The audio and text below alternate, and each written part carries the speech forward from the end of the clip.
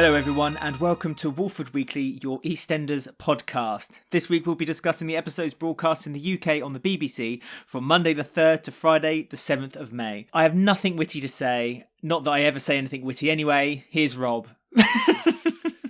Wow. Hello, how are you? Hi Rob. Oh, I'm Alex as well, by the way. Oh yeah, there you go. Yeah. That's good. That's a great start. Well done. And I was just thinking then, you got through the entirety of that introduction. It's a little bit of behind the scenes knowledge here, listeners. Normally, when Alex does that, it's normally around attempt 5 that you hear when he introduces the show. But you got through that whole thing there. Well done. Well done. Have you had a nice week, Rob? Been up to anything Yeah, fun? not too bad. No, nothing whatsoever. I had a very boring week. The weather here has been rubbish. I'm looking out the window now and it's peeing it down. Literally nothing exciting to report this week, I'm afraid. I've just been playing with my new laptop and stroking it. You know, it's just beautiful. I love her so much. I think I'm calling her Suki. Wait, I thought you announced it was going to be called Suki last week. Oh, did I? Yeah, no, I've officially. Yeah, no, she's officially been christened Suki. Okay. Because she's silky. Silky Suki. Silky Suki. I hope you didn't use it like holy water or anything like that because you'll damage Suki. No, God, no. No.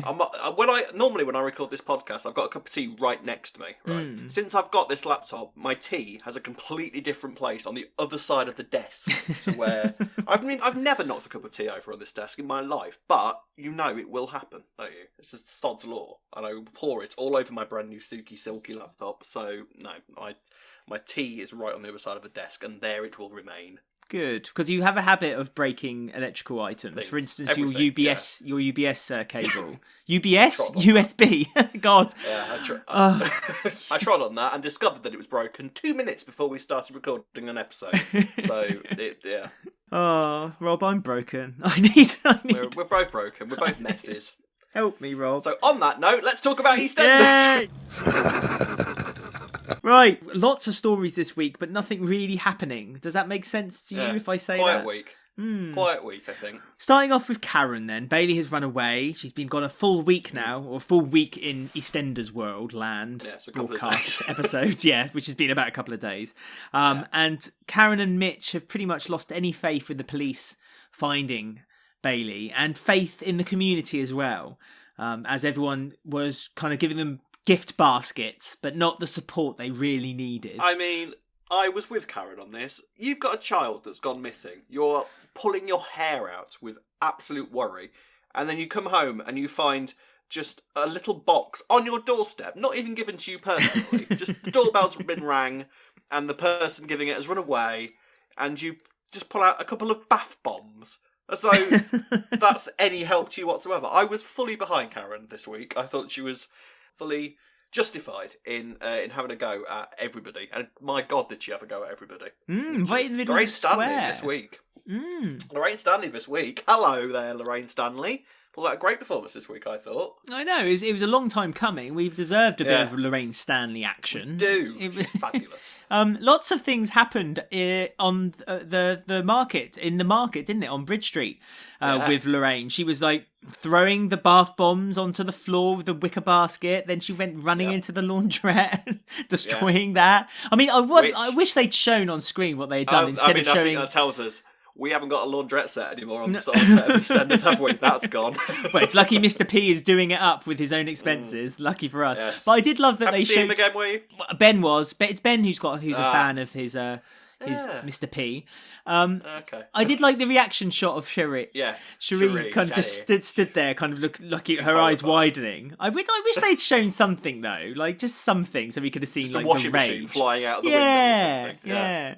I mean, what did she do in there that caused so much damage? Apparently, absolute destruction. Smashed washing machines. Maybe she knocked over a couple of those little tubs of washing up powder. There's washing up powder everywhere on the floor of the laundrette at the moment. Maybe she tore down that 50p change machine that's been in there since forever. I love that machine. They'll never get rid of that. I wonder how many 50p's are in there now. She should have pulled that off. She'd have had right. All money problems are all sorted now. I've nicked the 50p machine off the wall. If only Karen had thought it through. You see, she was so blind with rage, she didn't think it through properly. She did a appeal.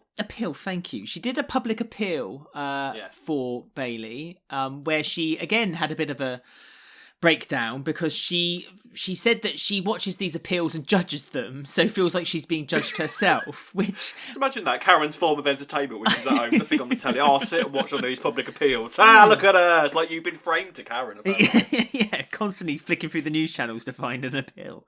I can't remember the last time I watched one of those appeals on TV. Quite a frequent thing on like TV dramas, aren't they? Not just like EastEnders, but like it's a quite a common thing to see on telly. And I genuinely can't remember the last time I watched one.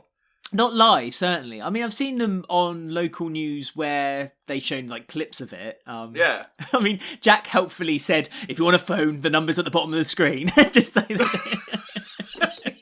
Just so such a good policeman. I know. He knew what graphics were being put up on the screen there and then. Just imagine him doing that thing that they do on children's TV where he's waving his hand. Vote here now. Here's the number. Ring that number. Or on the Disney Channel when they have that magic wand and they make the Mickey Mouse ears. Yep. You're watching the Disney Channel. I'm Jack Branning. Or on a YouTube channel. Click this button to subscribe. I mean, Jack Branning, teleprompter away from hosting his own live TV show on a morning. Wasted on Albert Square. He could do Crime Watch. They've got that Crime Watch show in the morning, haven't they? Jack Branning would suit that to the T. Perfect. Yes. Absolutely perfect. Oh. There were a few sort of comparisons this week, kind of subtle comparisons to possibly sort of the Shannon Matthews case, weren't there? When they were, like, because people had commented on the page that had been set up for Bailey's appeal and saying that the parents were, like, they took one look at Karen, who had turned up, like, just as Karen normally looks, but just in a suit. We're not even like, a suit, she a jacket. Just put a jacket on. Yeah. No. So, when Karen's looking smart, she puts a jacket on and just puts her hair up a little bit higher than it normally is in a ponytail. It's a very important occasion. It is. And they were saying things like, they'd clearly taken one look at Karen and thought that, Bailey was being hidden under the bed or something like that, weren't they? Which I thought was an interesting commentary, actually, because you're absolutely right. I think since the Shannon Matthews case, I think you do look at people like Karen and possibly a slightly negative opinion automatically goes on to these people because you're looking at them and thinking, really? Oh, you're skint, are you? What a surprise. So I thought that was quite an interesting commentary. I agree. It's similar to the theory that if you hear a female, if it's a female pilot or a female surgeon, population tend to immediately... We're going to die. Yeah, exactly. Immediately think that die. They're not in safe hands, while if it's a male voice, they instantly feel more safe. And it's the same relax here. And it's the same, so if you see someone who's quite well off or wealthy giving an appeal, you're more likely to trust them than you would, say, like a Karen. So yeah, I thought that's a really interesting look. And Mitch kind of felt like he was being judged by the police as well, because they were constantly searching the flat and they were looking for things, and they were reassuring Mitch and Karen that they're only doing it as part of routine, but Mitch felt like he was being specially isolated. Yeah, I liked that. That was good. That was interesting. We saw Bailey at the end of the week as well, didn't we? She was there with Banjo. Poor Banjo. Banjo's the one who's been dognapped. What's Banjo done to deserve this? Honest to God, he's just been kidnapped by this poor girl who's been forced to live on the streets. I know. It's so unfair. It's Banjo I feel sorry for. Why is no one making t-shirts with Banjo's face on it? Exactly. Yeah, I mean, I think a Banjo helpline needed to be set up. Denise and Rainey have set up a full-on force now, haven't they? In the pub, HQ, in the Vic. They've got a map of Walford County. Yeah, they got a phone number. Isaac. Let's move on to Isaac, because we saw hints this week of him. He's come off his pills, and he was slowly getting a little not Isaac, frantic. less controlled, more frantic. He realised that the phone number of the posters that he had printed were incorrect. It was missing a number, so he was storming around, ripping them down. Was very upset with himself. He was starting to do a CSI style pinboard in Patrick's living room, where he had like string connecting to Banjo the dog and then Bailey and places on the map. I mean, we're starting to see now that Isaac is beginning to unravel a little bit. And Lola, grown-up Lola, where this Lola came from, why she hasn't been around for such... Very odd. She's starting to spot it. Yeah, a sensible Lola is like gay supporting Phil, isn't it? It's very odd. It's very odd. I mean, we'll talk about it later on the show. But my God, Phil was a real rainbow warrior this week, wasn't he? Wasn't he just? Yeah, no, it's quite mad. Everybody in the square, seemingly, is.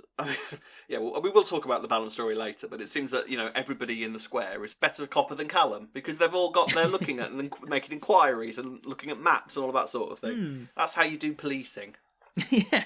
So where are we going with Isaac, do you think? Where Isaac is obviously getting a bit attached to Bailey. He's obviously going to be upset because he's very close to Bailey. And he was the one who got her that placement in the space camp. So I think he feels like he's slightly responsible for the pressure that perhaps caused Bailey to run away. Yeah, possibly. I think that, I think what's going to happen is we're going to see Isaac getting completely obsessed over this thing now. I can sort of, and it might be interesting to see whether his paranoia umbrellas to the emergency services as a whole, because we've already seen that he's already got a lot of doubt in the NHS, because he's getting rid of his pills and all that sort of thing, as you do. So it'll be interesting to see if this paranoia kind of goes out to police as well, whether he thinks that they're doing everything that they can to find Bailey, whether he'll find Bailey and try and keep her safe. Maybe, and sort of keep her hidden at home. And Bailey, I think, would be well up for that because Isaac can afford to keep me. My parents can't, so that's fine. That's my prediction. I think that Isaac's going to find Bailey, and then sort of his paranoia is going to keep building up, and he's going to hold on to Bailey and try and keep her, in inverted commas, safe. That's my prediction. Do you think then he'll tell Karen that he's found Bailey, or keep it to himself? No, I think right. he'll keep it to himself. That's what my prediction is. Yeah, that's my prediction. I think he's going to sort of basically kidnap Bailey, but not in his brain as it being kidnapped. He's just going to try and keep her safe from all these dangerous forces that are outside. And that's my prediction. Poor Bailey. I mean, obviously, we only saw her on the street for a short time this week, in a real dangerous and vulnerable position. Yes. I mean, now, I saw someone on Twitter this week saying, "Oh, well, that's unrealistic, isn't it? Who just walked by a kid on the street?" And it's like, "Oh, right, when was the last time you stopped and spoke to a kid that you saw on the street? Go on, let's have a list of these times that you've helped the homeless children of London." It's a shame that the police aren't really spotting it, though. I mean, Bailey, she can't be moving around too much. I mean, how far can the 8-year-old have gone? She's probably got on one train, gone on to the next stop, and then she just sat on the street. It looked like it was inner city London. It looked like it was, kind of like Oxford Street or, around that area. So she's not gone to Edinburgh, is she? She's still in London. She's still in the immediate area. And in effect, she's safe and out in the open. So you would think that someone will see her at some point soon, but probably not. Jack mentioned this week, which I thought was a bit of a sore subject, considering that CCTV was broken on the Walford train line, that he was going to scour through all the CCTV of London and see if he can find Bailey. And it just instantly made me think, oh, but no, it's broken, Jack. Because only on the Walford Underground is the CCTV broken, and only on Walford East Station is the CCTV broken. But then couldn't they use that CCTV footage to spot people walking into the Walford station? Anyway, I'm not retreading old ground here. I'm still very bitter about Cush's death, as you can tell by the way I'm reacting here. I'm really worried about Bailey, though. I didn't think about almost the kidnapping Isaac taking Bailey story, but I am worried that she's going to get herself into trouble on the streets. Do you think they've done? They've done a few homeless stories in the past with characters in EastEnders. Diane, when Frank was looking for her, and she found a few allies, a few friends. Do you think Bailey will find some friends on the streets? No, I think that she'll probably some stranger will go, "Oh, little girl, come with me. I'll keep you safe," and he'll turn out to be this horrific paedophile. I know. I worried about that. It's an interesting story, I must say. It's. I think it's been the story of the week. Certainly, I mean, it was supposed to be the story of the week, but it was the strongest part of the week, and like I say, I thought Lorraine Stanley was amazing this week. So that's good. Yeah.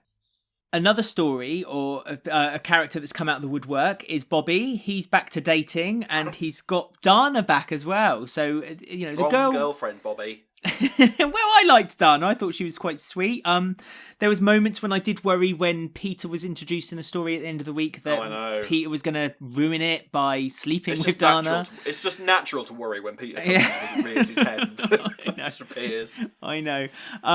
Yeah, he was doing his face acting again this week, and it was just, well, it was Peter. Poor Bobby. All the young characters. I feel so sorry for the young characters in Walford right now. Youth of Walford. Yeah, I know. Bobby doesn't really know what to do with himself, does he? He's feeling a little bit lost still. He's regretting his lies, isn't he? He's regretting creating this gangster character because he seems to Robert Hill apparently owns Walford East, and he apparently has a nan that needs helping like in and out of the bath. But he pointed out Kathy to this new girl this week, Dana, and said, "Oh yeah, no, that's my nan and her carer," meaning Peter, and then implying that Peter needs to help her out of the bath and all that sort of thing. You just need to take one look at Kathy and know that woman does not need any help coming out of the bath. Kathy practically sprinted out of that cat. You know, you don't look at many 18-year-olds and think she needs help getting out of the bath, and just like you wouldn't with Kathy. She could cartwheel into a bath. She could. She could build her own bath, could Kathy. She's a youthful queen. She probably so good luck with that, Bobby. Get better lies. This started because of Kathy, actually, because Kathy asked whether if Bobby was going to take a +1 to the big Ballon Bash wedding, and Bobby felt a bit like, oh no, I've got no one, and so he wanted to play the field. Signed up to Foxcatcher, even though he's on a perfectly respectable dating app. He decided to try Foxcatcher for size. Kim then decided that she didn't want him on the books because he was an ex-convict, which I mean, that's limiting her customer resources if she lives in Walford. I thought that too. Anybody who goes into that cafe has practically got a criminal record. It surprised the character Vi this week because she compared Bobby to a vanilla slice, saying that one of those would be more butcher than himself, which I thought was a great line. It was. Had a point as well, to be fair. Yeah. I mean, we'll talk more about Vi later on, but it was nice that they were kind of integrating her immediately into... Quite quickly. Yeah, into the Bill family as well, which I thought was interesting, that she was getting, so she's not just part of the highway, she's also part of Ben's family too, unbeknown to her. I don't know whether that was necessarily integrating him as so much as just sort of establishing that this woman doesn't care and will say anything she likes to anybody, and probably never seen a scene between Vi and Bobby ever again.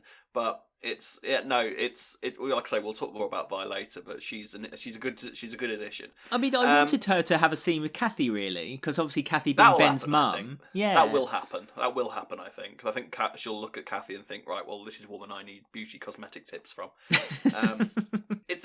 So the Bobby thing it's all gonna crash and burn, isn't it? Because he's already feeling guilty about all his lies. He's quickly working out, I have no idea how to keep this going. He's sort of trying to juggle all these plates that he's created. And now he's got Peter sort of poking his head in and giving him completely contradictory advice as to what he actually believes is helpful to keep a girl interested. So yeah, I don't think Dana's long for this world, sadly. Oh, it's such a shame, because I like Dana. I like the interaction although very limited, of what we've seen on screen. But it's nice that she. I just in the back of my mind, I feel like Dana knows that Bobby is being a little bit sneaky with the truth. She's kind of pushing the envelope a little bit, kind of making things up. And well, she might be sticking around. I mean, she sat on Arthur's bench, didn't she?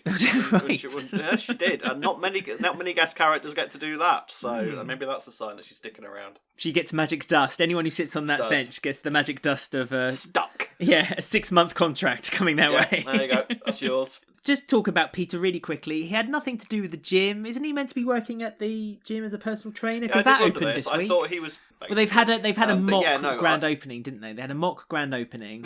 What is a mock grand opening? Well, I don't know. Well, basically, it's a grand opening without the champagne. That's how Sharon announced it. I don't believe for a second that Sharon would do anything without champagne. True. What's the point?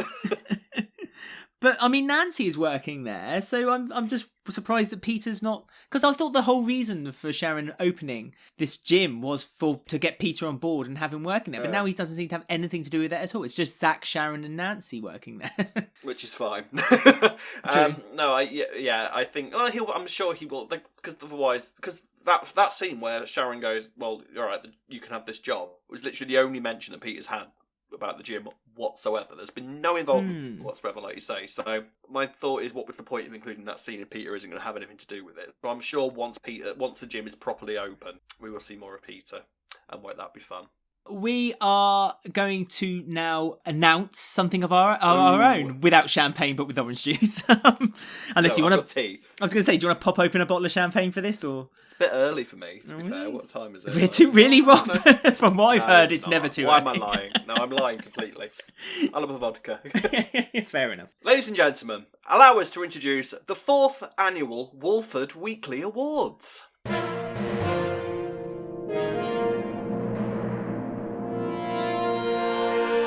So for the 4th year running, we are launching the Walford Weekly Awards. Anyone who's familiar with them, we have 8 categories.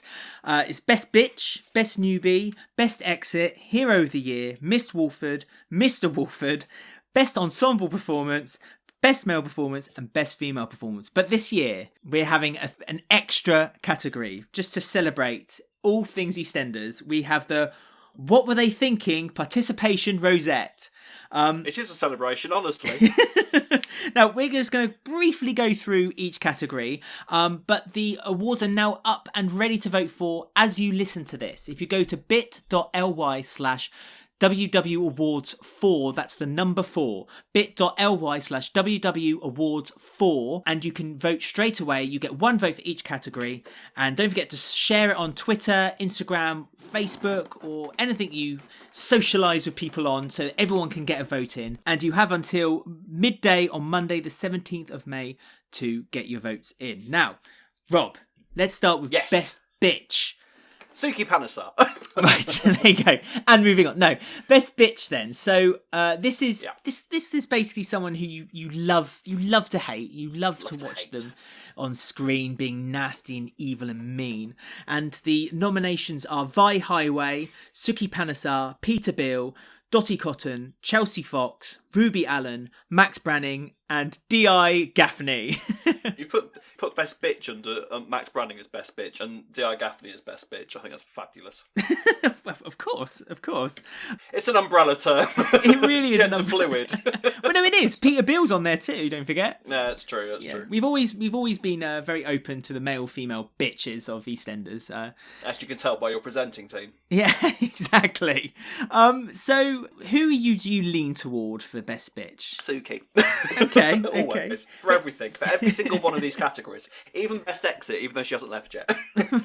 No, for me, I'd say Suki. For me, it's Suki. Mm-hmm. Dottie would be a close second. Yeah? Because I think Dottie is quite a natural sort of bitchy person. I would argue Vi is maybe, for me, a little bit early in her proceedings to really be categorised as a best bitch, but, you know, for some of you, she might have immediately encaptured that bitchy vibe that you're thinking, yes, that's that vote for Vi. So, yeah, but for me, it would be Suki and Dottie. What about you? I must admit, I'm leaning towards Suki, but then, we're fans. Suki Mori. I mean, D.I. Gaffney, you have to say, we did moan a lot about what he had been doing on the show. Exactly. So I think on the strength of that alone, he's pretty much up there for my bitch as well, to be perfectly frank. Vi did snuck in. She was on the show this week, so she got to get in there as the category last minute. So, it'd be a surprise if she made it, but as I say, this is an open vote to the listeners. We have no control whatsoever. We're just giving you our opinions right now, but we have no control over the winner of these categories. So, it's all up to you guys. As is Best Newbie. Now, the nominations are Zach Hudson, Violet Highway, Frankie Lewis, Mila Marwa, Lily Slater, Chelsea Fox, Katie Lewis, and Ellie Nixon. Again, anyone? A couple of recasts in there. Yes, I know. Yes.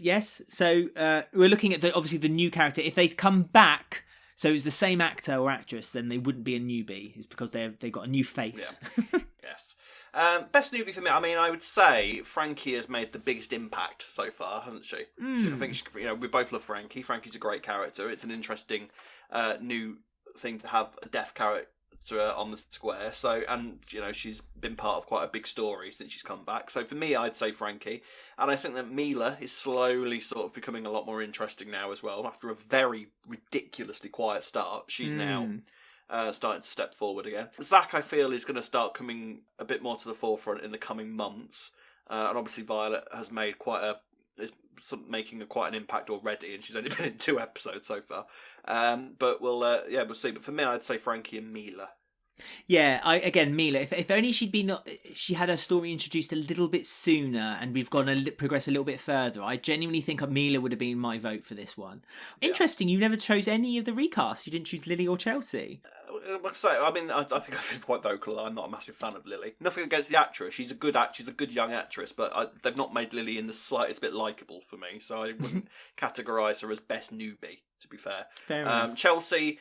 Again, great actress, but the fact that whole story has actually coined a catchphrase on this podcast, as in "it is what it is," that doesn't bode well. Well, we'll get to that a little bit later. Best exit now, and the nominations for this is Chantel Atkins, Bronson the Dog, Kush Kasimi, Tina Carter, Max Branning, Jags Panasar, Habiba Ahmed, and Ian Beale. I mean, a couple of them were much quieter than others. Does that make? I thought Bronson the Dog had a bigger exit than Tina, huge, yeah. in comparison. Yeah. And Ian kind of just walked off the square, didn't he? I mean, does subtlety trump more dramatic scenes, in your opinion? I mean, it's about, if you're saying best exit, it's going to be something that really sticks in your mind as something that you found enthralling and exciting to watch, as opposed to somebody just sort of walking away with their head held high. Because who wants to watch that? For me, best exit.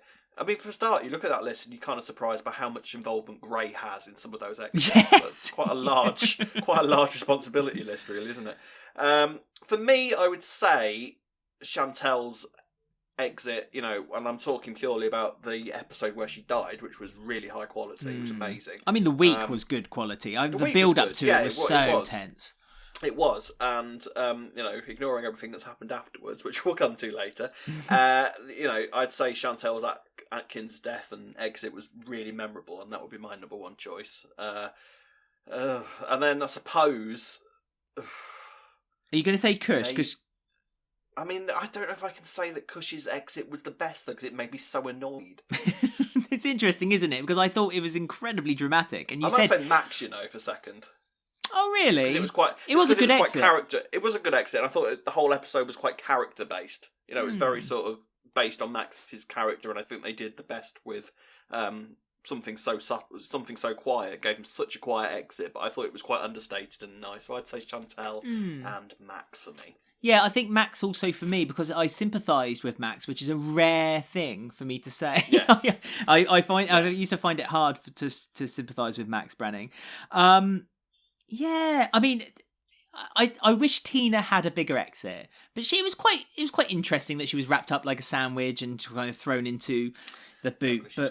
But that's the thing. See, for me, she's still alive, I think. Yeah, I we're hope. Both holding on to this vain hope. Even the fact that we've seen Gray now murder somebody with absolutely no issues whatsoever. He stood there and watched Kush get sliced in half by a train and then walked away with a hood over his head. So clearly, he's got no issues with killing people. But I'm still clinging on to slightly fading hope that Tina is tied up in a shed somewhere. A real hard category this year, I must say, was the Hero of the Year, because I personally didn't find that anyone really properly stood out, and please correct me if I'm wrong, but here are the nominees. There's Sonia Fowler, Khalid Panasar, Mick Carter, Bobby Beale, Kathy Beale, Callum Highway, Patrick Truman, and Jay Brown. Am I wrong? The thing is, I nominated Sonia for this category, and I realised after I'd sent it to Alex that the only reason that I nominated Sonia for this category was that one scene where she was stood having knocked out a potential rapist while she was dressed as a leprechaun. That's why I put Sonia on this list. So yeah, no, I totally get what you mean.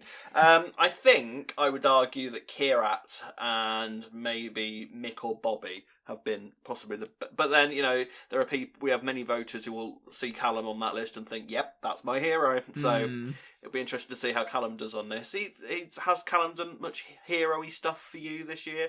I mean, when they came back from their break, he did arrest that guy, and we were introduced to him as a cop. I suppose that's heroic. You're under arrest, my son. Yeah, I'm a cop.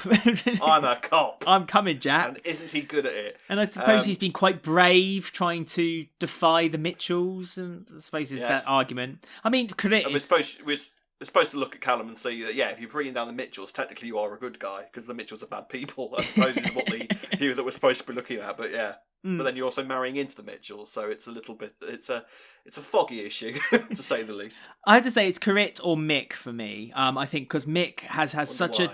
well, for Mick it's because he's just had such a horrible time, and and he's found his way out of it. He's fought his way out of it, and he's survived it, and that's really brave. And Corinne, but he's supported a lot of the female cast this year. He's done it with Stacey. He's supported Sharon to buy the gym. He's helped people along. You're talking about women that he's having or had sex with at some point. Both of them. It's he had sex with Stacey and only went in, picked her up off the road. Yeah, very hero-y thing to do. But then taking her up to the office and having sex with her, very hero-y. You're saying that he helped Sharon. He's taken some furniture upstairs to the Vic and gave her a bit of money, also to get himself laid. Is that hero-y? Well, he helped Sharon buy the gym. He backstabbed his business partner Ben in order to do it. He did. And if he gets a lay out of it, then all the power to him. That's what I say. Come on, Rob. I'm sure you've helped. I was about to say, I'm sure you've helped one or two people. Yeah. Oh, sorry. Do you need help with that sofa? Oh, I'll help you with these stairs. Oops, I just dropped my pen. And my trousers. And my look at what happened. Bobby is I think Bobby's intentions are honourable, even though he's currently stringing a girl along and pretending to be somebody else just to get laid. Isn't sex a powerful thing? It really is. When you look at being a hero, there's a big debate to be had there, going back over the years. Even as far back as the days of Snow White. I'm only helping this woman, and I'm only cutting my way through this jungle to get the woman at the end. Sex is a massive persuader, really, isn't it? Sex and money, isn't it, really? Sex and money. Talking of sex and money, Miss Walford. Oh, yeah. So it's not just sex appeal. It's about them having the charisma. They've got charm. Yes. They're unique. They're marvel to watch on screen. Whenever they come on, they just light it up.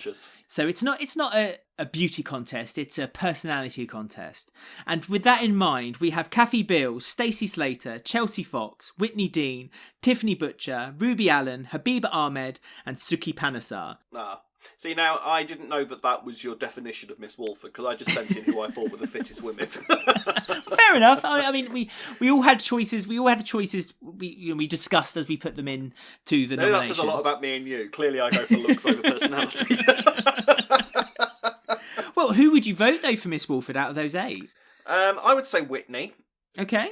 She's been quite a big part of the past year. Ruby as well. Going purely from what I assumed the category was about, which I thought basically was sexiest female, I threw in Habiba as well, because Habiba was a gorgeous lady. And looked fabulous dressed as a bee. Okay, fair enough. I love that you're kicking and screaming into the 2021. I know, right? Sexiest female. Views on females. What? As a gay man, my archaic views on females, yeah. I mean, I would argue Kathy Beale, internal youth. Yes, absolutely. No, so would I, absolutely. We Drank must say. from the fountain of youth at a young age and stayed there. Absolutely. I love a powerful woman, and that's why Suki... Yep. Suki, 100%. Absolutely. I would jump on Suki. Sorry. Would you? But yeah, I mean, again, it's a real strong category. Perhaps not as strong as Mr. Walford, where... Yeah, go on. Give us this definition of Mr. Walford and talk about Kira and not use the word sexy, handsome, or fit. Go on. I mean, Mr. Walford, it's nice to have a bit of muscle on screen now and then, but also they've got Your this... archaic views on the male society is stunning. This a beautiful personality as well. And their nominations are Ben Mitchell, Corette Panesar, Zach Hudson, Peter Bill, Kush Kazemi, Vinny Panesar, Callum Highway, and Keegan Baker. I think that there's going to be a real split vote for the Ben and Callum nomination. I have to say, battle that out. I know. Throw them both in and let them fight to the death. I feel like we should have an extra who's better, Ben and Callum, almost like Harry Hill fight. Yeah, exactly. You know where I'm heading with this. Corette Panesar. I mean, I put him in there. I put him as a category. I just think he's dashing. Because you think he's an Adonis. Oh, I just think he's wonderful. I really do. I think he's a you swoon. lovely man. I've never seen a man swoon before, but you swoon over Kierat, don't you? I really do. Stunning, really. I really do. And I worry, as we've discussed in the past, I worry about if I ever meet the actor. I don't worry. I greatly look forward to that day. It'll be an incredibly embarrassing situation for everyone That's involved. why I look forward to it. Who do you vote for Mr. Walford? My things were Ben, Kierat, Zach, and Peter. But then you also said Keegan was on there, and Keegan's quite a hunk. But I, as much as we slate Peter on the podcast, I do think that the actor's quite yummy. So maybe. Oh, you like I'd say Peter. You like a rotter, do you? You like a. I like blonde. I like a blonde. Oh, do you? I do like a blonde. A wispy blonde. Wispy blonde, yeah, who's quite happy to get naked and jog around the square like a man. And newbie Zach has caught my eye as well, so maybe those two. All right, good. Right, so back onto a bit more serious matters then, and that's the best ensemble performance. 6 this time for this category. We have Mick, Linda, Katie and Frankie for Katie's abuse revealed. Stacey, Ruby and Martin for the miscarriage storyline. Lucas, Chelsea, Denise and Patrick for Lucas's return. Rainey, Stuart and Tiff for the surrogacy story. Phil, Denise, Ellie and Raymond for Denise's son. And Chantel and Gray for the domestic abuse death storyline. You just look at that and think, what a year. I know. It does make you wonder, doesn't it, a little bit? Honestly, listeners, implore you, please do vote for Lucas's return as best ensemble performance, just to hear our reaction to it. I'd love that. I would have to say, in terms of ensemble performance, and again, I'm basing this purely on the episode and the run-up to the episode itself, I would say the best on that list would be the Gray and Chantel stuff. Closely followed by Katie's abuse is revealed.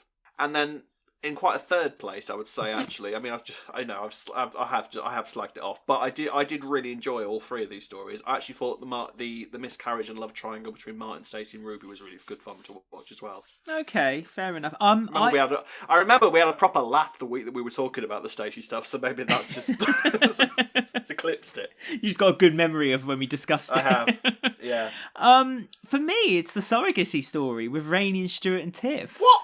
I know, but I think it's purely on that scene, and I gushed about it at the time. Yeah, that girl. Yeah, I remember you saying. And I love Tanya Franks. I just think she's a great actress, she's amazing. And ever since her return full time on EastEnders, 2-3 years ago, I've just been so pleased. I wish they'd just give her a little bit more, but whenever she's on screen, I enjoy her, and that probably will lean toward my vote for the best female performance, which we'll talk about in a minute. But but purely on Tanya Franks' performance, and being unfair, really, and also Ricky Champ, I just think that they just played it really well between them. So, for me, the surrogacy story. Fair enough. Best male performer. This time, it's not about the character, it's about the actor. Dawood Gadami, Rudolph Walker, Adam Woodyat, Danny Dyer, Toby Alexander-Smith, James Bai, Ricky Champ, and Jake Wood. Well, I mean, Danny Dyer always finds himself on these lists, doesn't he, as best performance, because Mick is such a big character and always is sort of at the forefront of the show. But to be fair, Danny Dyer's had a good year, I think, in terms of, I think he's the mix. We both absolutely gushed over the New Year's Day episodes, which were phenomenal in terms of both, acting, character stuff, writing. It was a really, really good episode. And Danny's done really, really well this year, so I would maybe argue Danny Dyer. Dawood, before he was leaving, he had a big year, so I'd say Dawood. I have a soft spot for James Bai. I think he's amazing whatever scene he's in, so those would be my 3.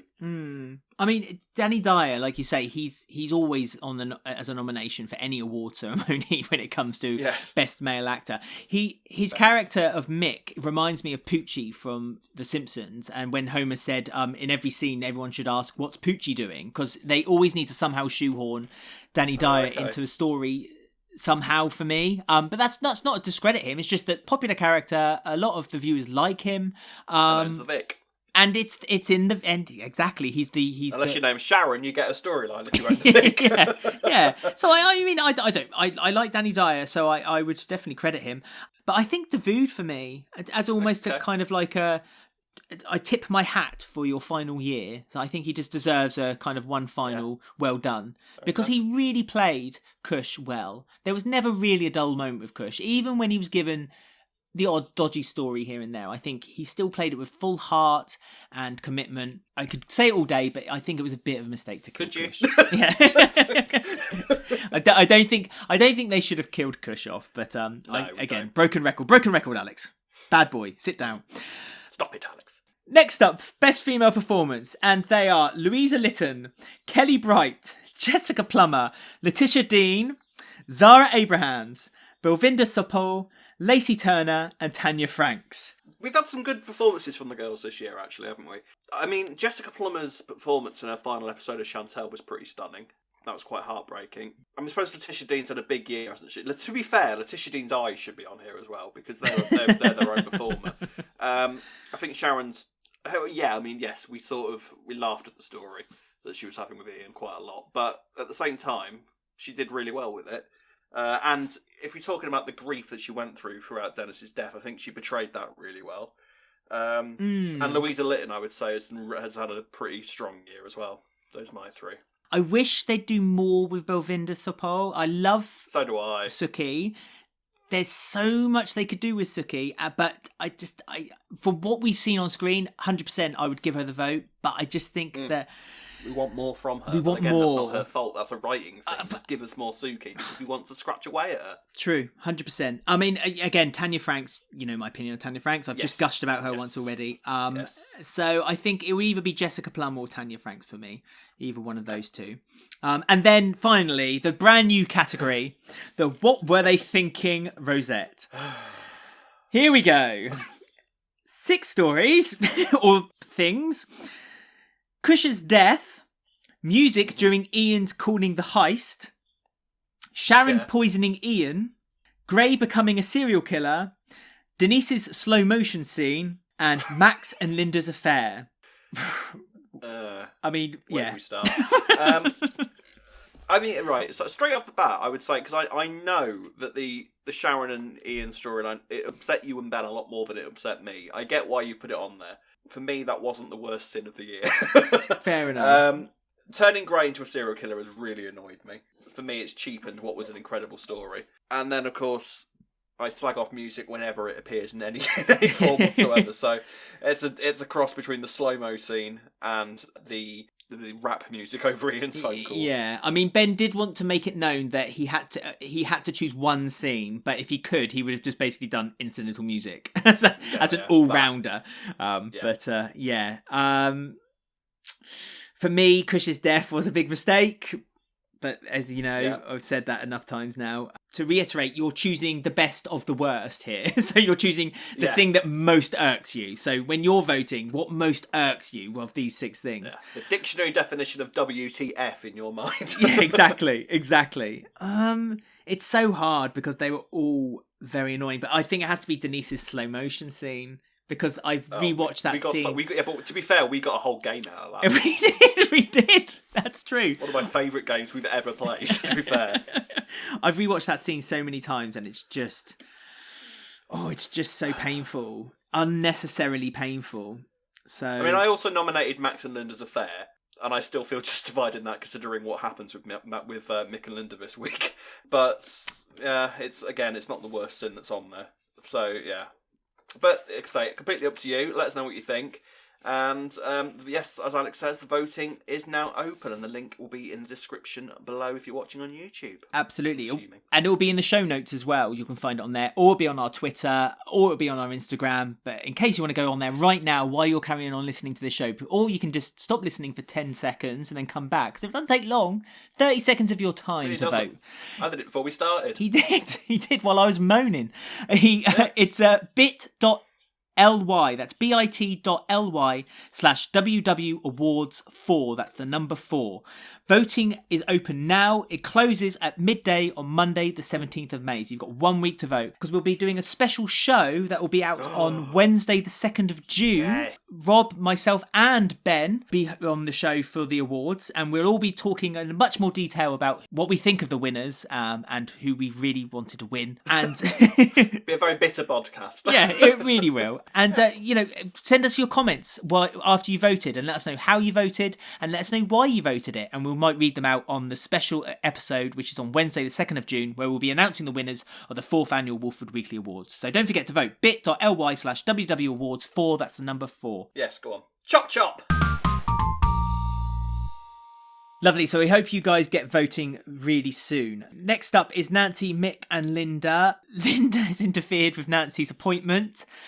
Just walked in and cancelled the appointment. Can you do that? I don't know. Is that a thing? Can you do that, really? Apparently, yes. I'm worried about my daughter. I want her still to be able to have children, so I'd like you to cancel her appointment, please. Thank you very much. And then basically storms in and basically gets an appointment for herself while she's there as well.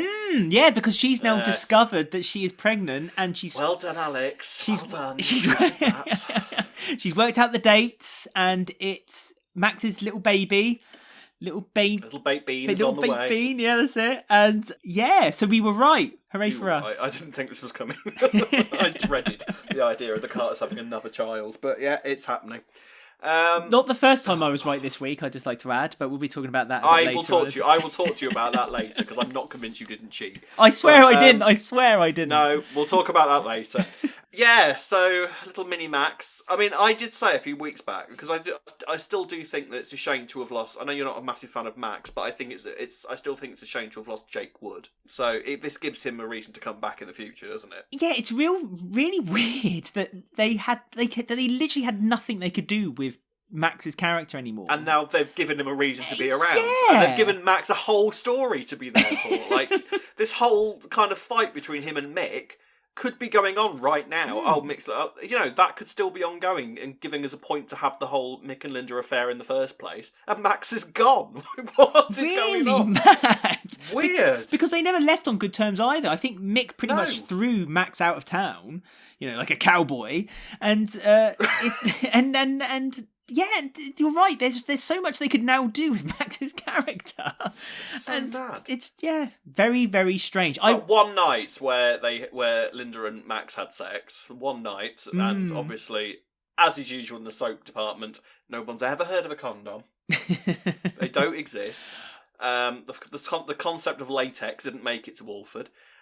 So we've now got Linda pregnant. Now, is this just an excuse to kind of get rid of Kelly Bright for a little bit while she has her baby in real life, or what do you reckon? I think so. Yes, I believe it might be. Quickly on the topic of Max and his supposedly super sperm, I think Brannings do have quite a potent, mix inside of them. That even with a condom, I think it would break through somehow and find that 0.1% of being able to, produce a child within a. Brannings sperm have swords that they just can fight through rubber, like the prince in Sleeping Beauty. Absolutely, 100%. But yeah, I think this is Kelly's exit for a little while, but it seems as though Mick has accepted it almost quite quickly. But I mean, I think he's almost kind of just admitted defeat. You know what I mean? To me. Go on, sorry. No, I was going to say he seems to have just.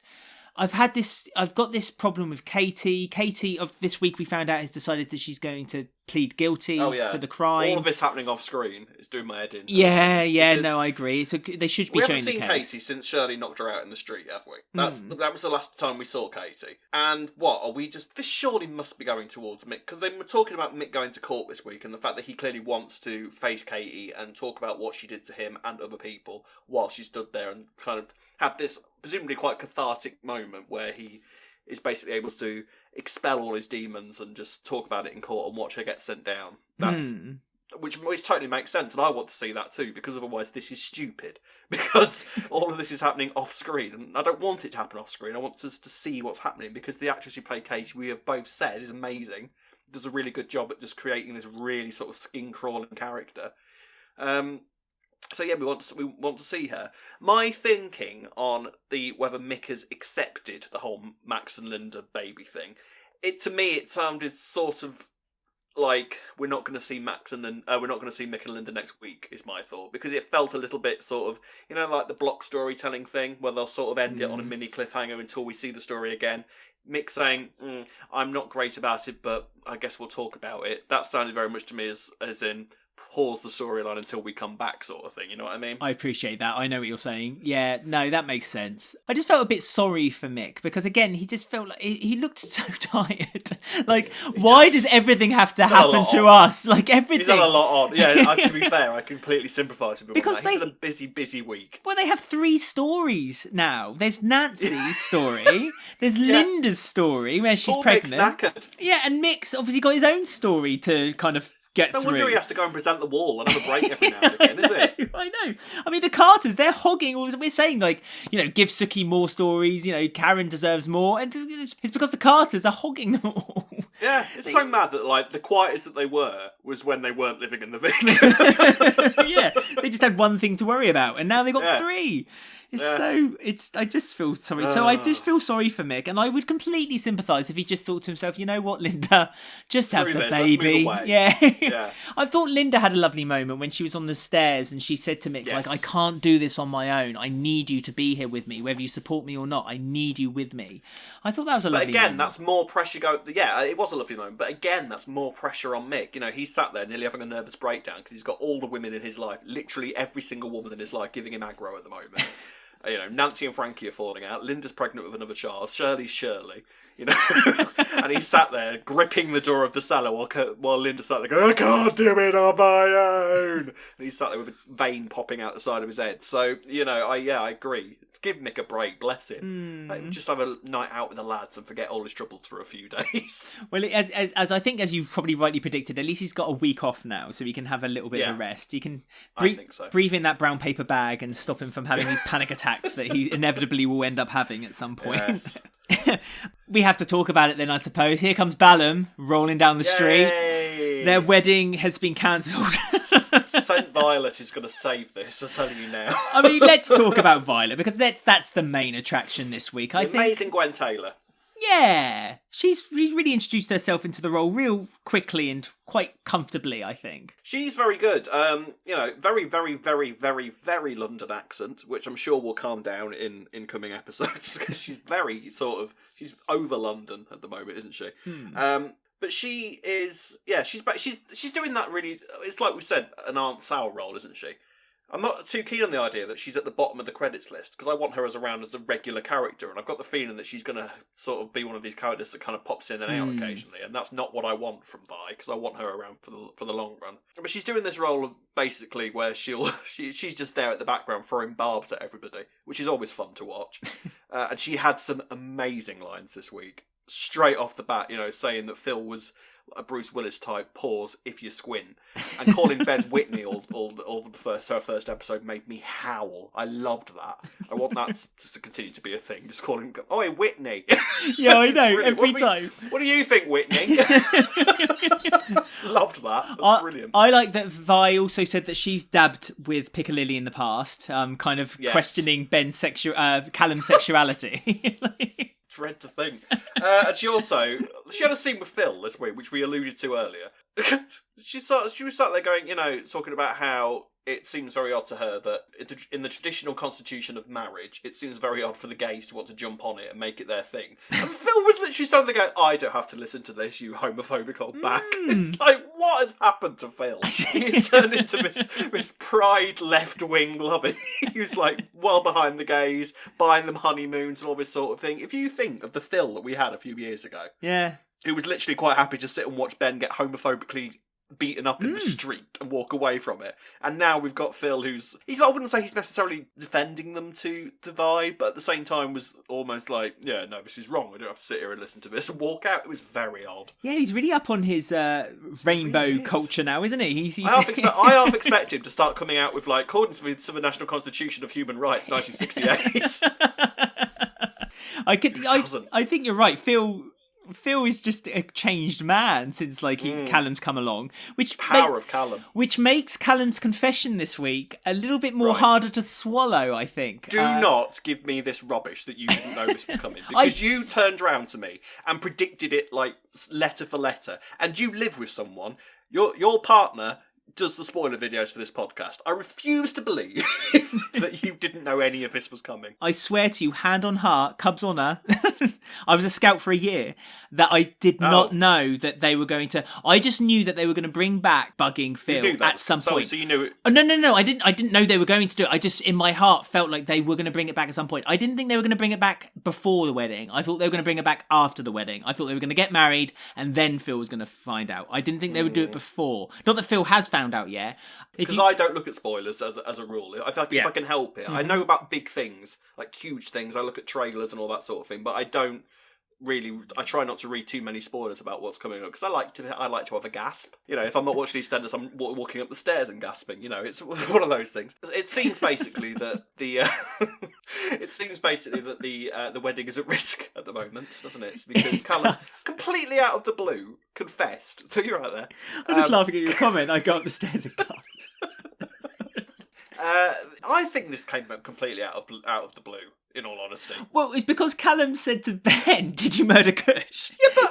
Yeah, he said, which was a completely fair question, I thought. Oh, really? Did you murder I thought that seemed a bit unfair. It wasn't. Oh, come on, it wasn't unreasonable. It was only because Whitney was kind of earworming him, like into convincing him and thinking that that's what had happened. He lives with the Mitchells. He knows what they're like. He's covered up enough stuff for Ben, so he knows that he knows that this sort of stuff does go on in the Mitchell household. So I don't think it was an entirely unreasonable thing for him to say, "Did you have nothing to do with this, Benjamin? Really?" But to murder, so the Mitchells don't, or at least Phil has never directly killed anyone. No, that's true. He killed Heather, hasn't he? And I'm assuming Callum knows about Heather. Oh, they must have talked about Heather while they were after, Again, we haven't seen that, but we'll assume that it has happened.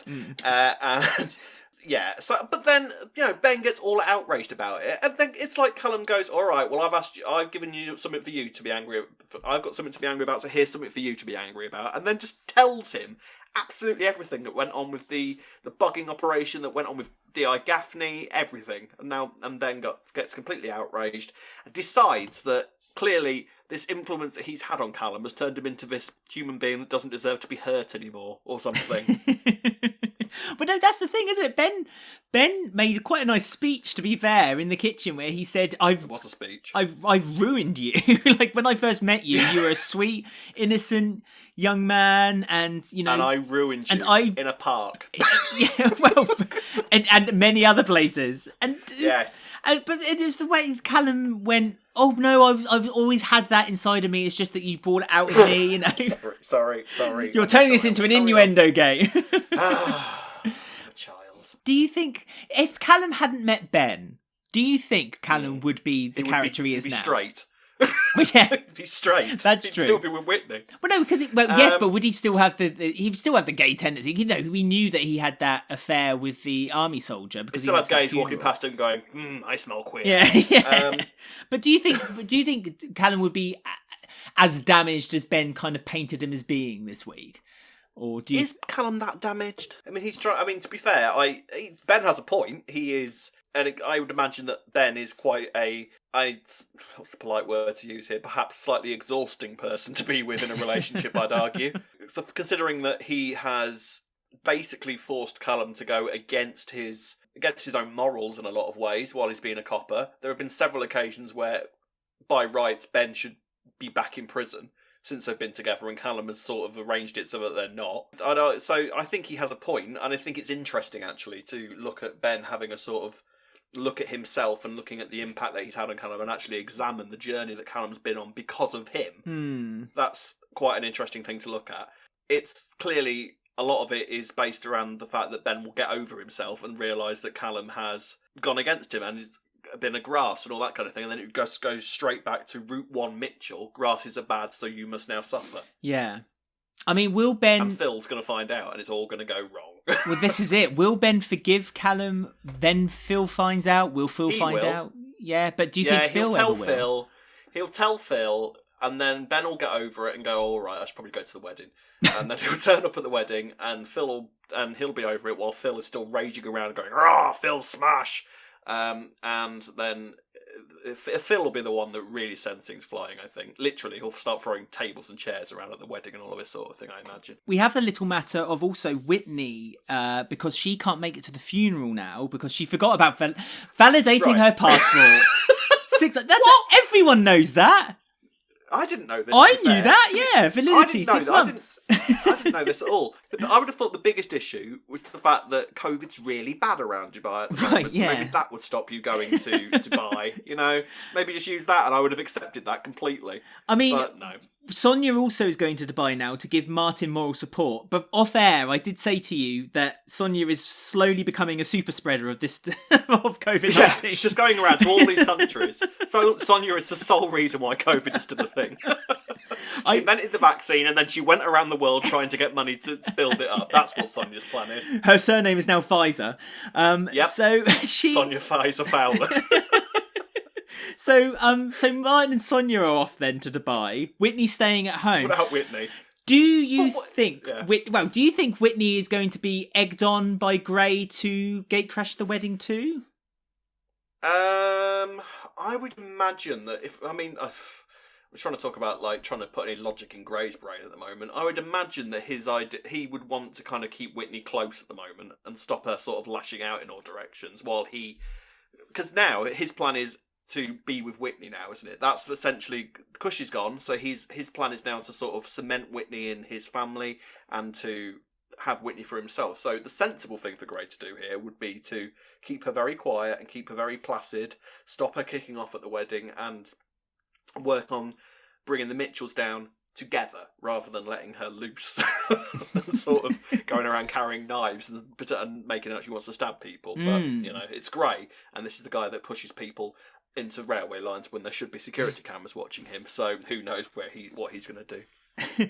I mean, Whitney you can tell that she's slowly getting more and more wound up by Ben. She's kind of succeeded by getting Callum on her side, but then didn't realise kind of what the outcome of that would have been. I mean, if she knows the wedding is taking place, and she's already shown that she's not that happy about it, because she obviously she's bought an outfit for the funeral that she can't wear anymore, so she might as well turn up with a black dress and a veil. Yeah. And don't forget, she also had her own wedding ruined by Ben. Yeah. Is there potential there? You know, they like symmetry on the show. Can you imagine if she just turns up and knocks Ben out and then walks down the aisle herself? I'd like that. Yeah. Well, there's potential there, perhaps. There you go. There we go. Right, so that was EastEnders this week. So before we sign off, we're going to do a special I Don't Want to Gossip, where we're going to be talking about a couple of guest characters that are coming onto the show. You know me, I ain't want to gossip. We're going to start with a story that Matt Grocott has shared on our Facebook page, which is the announcement that Danny Dyer's daughter, Danny Dyer... Genius. How did he think of that? Yeah, kind of how he thought of that. It must have taken him years. Is going to join EastEnders for one episode as a cab driver. So she is making a little cameo. It's going to be appearing as a taxi driver. And I'll read the story. Danny Dyer will make EastEnders real family viewing by joining Dad, Danny Dyer, on the soap as a cab driver. The actress debuts next month alongside her father's long-running character Mick Carter in the BBC One drama. Producers were particularly pleased with the casting because Danny, 43, and Love Island winner Danny, 24, are already in the same COVID bubble, which requires less filming restrictions. That actually makes a lot of sense. What, for one scene? That's their argument. That's a good excuse. It's a good excuse. A TV insider said soap fans are going to be thrilled to see father and daughter acting opposite each other. Are you thrilled, Alex? I'm ecstatic. I'm lactating. Unlike some other celebrities who come on the show, she won't be playing herself. She will be playing a cabbie who picks up Mick in the street. But it's only a small role and not one which bosses are planning on keeping as an ongoing character. I mean, they missed a trick there. Could they have not made her another daughter that Mick didn't know he had? I mean, it would make sense, wouldn't it? I mean, I don't watch Love Island. I don't know if you do. No, never. Not once. No. Not even in passing. But no, and it annoys me that it's so successful. But that's happening. But I mean, for anyone who watches it, I'm sure it's a great show. We should justify it something. Sure. It does say in the article that unlike some other celebrities who come on the show, she won't be playing herself, which links us nicely into Alex. Well, yes, because guess who else is coming onto the soap playing themselves? And that is Harry Redknapp. Anyone outside of the UK probably don't know who Harry Redknapp is. He's a former football player, then turned manager. He actually used to be the manager for Pompey, the Portsmouth football team, when I still used to live down south. So I know that a lot of people there don't like him very much because there's a bitter rivalry between Southampton and Portsmouth football clubs. And he was very successful with Pompey, or the Portsmouth Football Club. So there you go. But now he's more known as being a contestant on I'm a Celebrity, Get Me Out of Here. Yeah, Did he King win of the it? Jungle. Oh, he did win it. Yeah, okay. King of the Jungle. Yeah, I think he was the last winner of them going to the jungle, I want to say. Oh yeah, because last year it was in Wales, wasn't it? wasn't it? To the castle. Yeah, and probably this year will be as well. Not if Sonia's got anything to say about it. No, that's true. This is random, Alex. Why is this happening? I really don't know, to be perfectly honest with you. Why do I feel that this has got something to do with Mick as well? It has got something to do with Mick. Yes. Oh, what a surprise! It's going to incorporate the Carters in one way or another. Yes. Yeah, they're doing something along those lines. I think it's a football storyline because obviously Mick has dabbled in coaching before he started having his panic attacks. True. So him and Mitch. Yeah. I think Stuart's involved too, if I have read the article correctly. But it's a bit. Can you imagine if he's amazing? Can you imagine if he's absolutely stunning? Like acts everyone else off the screen, and all of a sudden it's like, wow, soap award-winning Harry Redknapp. I mean, I'm not holding out a lot of hope, but it's unlikely. But I like to be surprised. It's fluff, isn't it? Let's be honest. This is just very odd. Fluff, and it's a way of hopefully pulling a rating, which for some bizarre reason, write good stories, for crying out loud. Write good stories and might be a good story. Get the audience involved.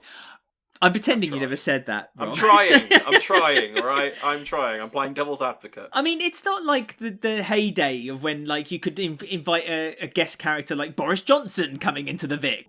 And I try to forget that happened. And Peggy was like, oh my God, it's Boris. It was a bit of fun, but it feels like they're actually, I don't know, it just feels so annoying that they're kind of doing this as a way of kind of pulling people in. I mean, if they're going to do it alongside an interesting story, not necessarily a story with Mick or, the Carters, but another story that could maybe people who haven't been watching EastEnders for a little while might be reinvested into doing, alongside Harry Redknapp coming on for a week or Danny Dyer driving a taxi cab, then fine. But I just fear that they're literally just doing it as just a stunt, a publicity stunt. I'll tell you what, I'd like to imagine that he can't be any worse than when Lorraine Kelly appeared in Coronation Street, because that was that. I watched that. That's when Gail shot an arrow at her, didn't she? Stupid wee woman! Can't be any worse than that. Please, for the love of God. Oh, yeah, no. I mean, this is my point, though. Like, Emmerdale have got the Vivienne coming, who won... Again, why? Of all the soaps to have this glamorous drag queen turning up, you can imagine it in Coronation Street, with Manchester Pride. It's set in a city, London, again, EastEnders. You could quite imagine the Vivienne turning up at the Albert or something like that. Emmerdale, this Yorkshire village that's going to have this glamorous this famous drag queen turn up in the village. It makes no sense to me whatsoever. If this was an Emmerdale podcast, Alex, I'd be kicking off. Would you? See, I'd be very pleased if they announced You'd be excited. Yeah. They could have... RuPaul's Drag Race is a BBC show, so they could get someone to come on to Emmerdale. What do we get? We get Harry Redknapp and Danny Dyer also.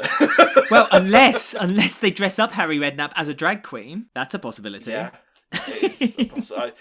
Was stunned temporarily into silence there at the image of Harry Redknapp in drag. Who knows? Who knows what's going to happen? Well, there we go. If you do want to get in touch with us, Rob has the details right now. You can contact us on Twitter, Instagram at Walford Weekly. You can find us on Facebook at Walford Weekly Podcast. On YouTube, don't forget to like, subscribe, click the bell to get notifications about Ben's spoiler videos. And you can listen to us on Apple, Podbean, Spotify, or any of your favourite podcast sites. A plethora of them that are out there. Contact us on our email addresses, robwalfordweekly@gmail.com or alexwalfordweekly@gmail.com. We will be back next week. And until then, Alex... Be there or be Albert Square. See you next week. Bye.